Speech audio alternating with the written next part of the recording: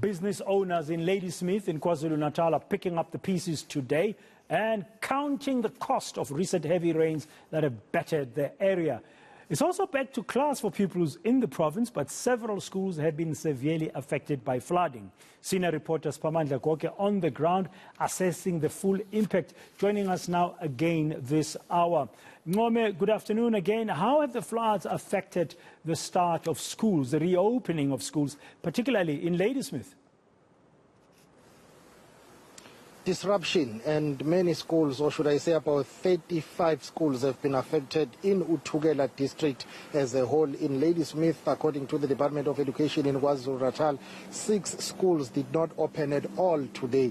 That is a big blow simply because it disrupts the start of the academic year for pupils as well as teachers who've been planning and working hard for this academic year to resume. On Friday, there is that release of matric results, and many teachers and schools are looking forward to that. But it's been a very devastating start for many teachers and people in the academic and, basically education sector in KwaZulu-Natal. Remember, these floods and storms are not only in Ladysmith. Ladysmith is one of the severely affected areas, but you've got areas such as Umsinga, Bergville and others across KwaZulu-Natal. Heavy rains in the province started as early as the 30th of December, that is 2021. You had areas in Umkungundlovu district that were severely affected. So across the province, people have been experiencing these heavy rains. But of course, in Ladysmith, there was that attention because it was just heavy floods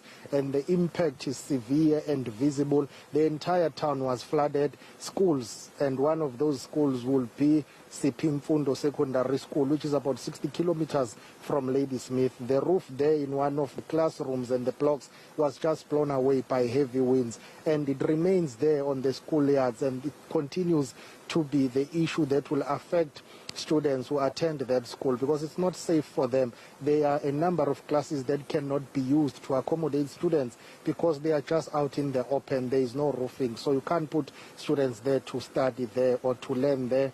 And today we understand that according to the South African Weather Services, they expect about 70% of rain in Ladysmith. Not good news for the local residents and business owners who are still busy with mop-up operations to try and rebuild their businesses and their lives. But let's take a listen to what the principal of Siphamandla Secondary School had to say earlier on about the impact that these floods and storms have had.